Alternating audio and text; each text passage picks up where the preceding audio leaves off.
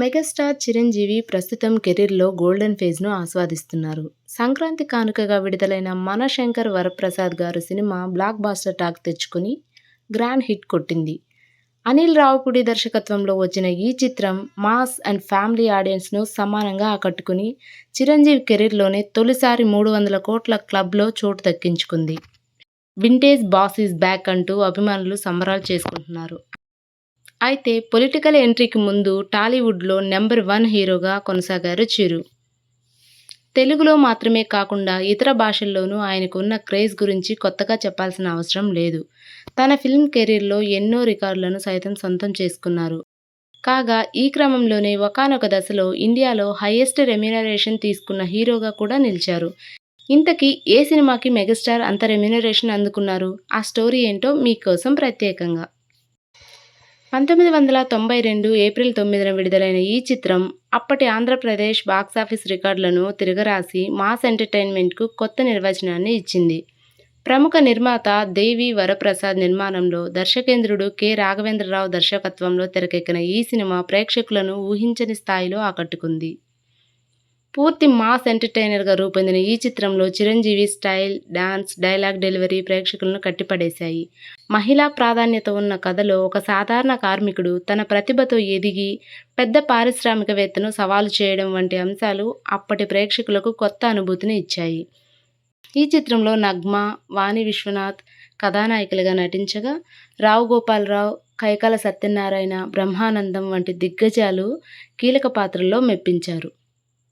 సంగీత దర్శకుడు ఎం.ఎం. కీరవాణి అందించిన పాటలు ఈ సినిమాకు ప్రాణం పోశాయి.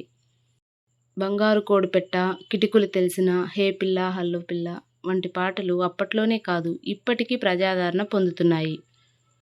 సాహిత్యకారుడు భువనచంద్ర రాసిన పదాలు, చిరంజీవి డాన్స్ కలిసిపోవడంతో పాటలు ట్రెండ్ సెట్టర్‌గా నిలిచాయి. విడుదలైన తొలి రోజు నుంచే ఈ చిత్రం భారీ వసూళ్లను సాధించింది. 39 కేంద్రాల్లో 100 డేస్ అండ్ 3 కేంద్రాల్లో 175 డేస్ ప్రదర్శించబడి రికార్డులు సృష్టించింది.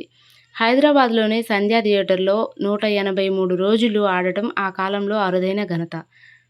మొదటి వారంలోనే 1.35 కోట్ల షేర్, మొత్తం రన్‌లో 10 కోట్ల షేర్ సాధించడం అప్పుడు అద్భుతం. సుమారు 4 కోట్ల బడ్జెట్‌తో తెరకెక్కిన ఈ సినిమా మొత్తం 20 కోట్లకు పైగా గ్రాస్ వసూలు సాధించింది. దక్షిణాది సినీ పరిశ్రమలో 10 కోట్ల మార్కు దాటిన తొలి చిత్రంగా నిలిచి ట్రేడ్ వర్గాల్లో సంచలనం సృష్టించింది. మరోవైపు ఈ చిత్రాన్ని మలయాళంలో 'హే హీరో' పేరుతో విడుదల చేయగా అక్కడ కూడా ఘన విజయం సాధించింది. కేరళలో కూడా 175 రోజుల ప్రదర్శనతో మంచి వసూళ్లు రాబట్టింది. ఈ సినిమా పాన్ ఇండియా స్థాయిలో ప్రభావాన్ని చూపించిందని చెప్పాలి. ఈ సినిమాతో చిరంజీవి స్టార్డమ్ మరో స్థాయికి చేరుకుంది. ఈ చిత్రానికి గాను ఆయన 1.25 కోట్ల పారితోషికం అందుకుని అప్పట్లో దేశంలో అత్యధిక రెమ్యునరేషన్ పొందిన నటుడిగా చరిత్ర సృష్టించారు.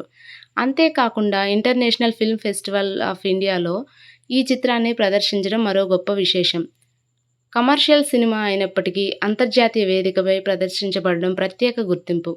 ఘరానా మొగుడు తర్వాత తెలుగు సినిమాలో మాస్ సినిమాల ట్రెండ్ పూర్తిగా మారిపోయింది. హీరో ఎలివేషన్, డాన్స్, పాటల ప్రాధాన్యత పెరిగిందని చెబుతుంటారు. ఇది మా వీడియో కనుక మీకు నచ్చినట్లయితే లైక్ చేయండి, షేర్ చేయండి. మా ఛానల్ని సబ్స్క్రైబ్ చేయడం మాత్రం మర్చిపోవద్దు. Thanks for watching.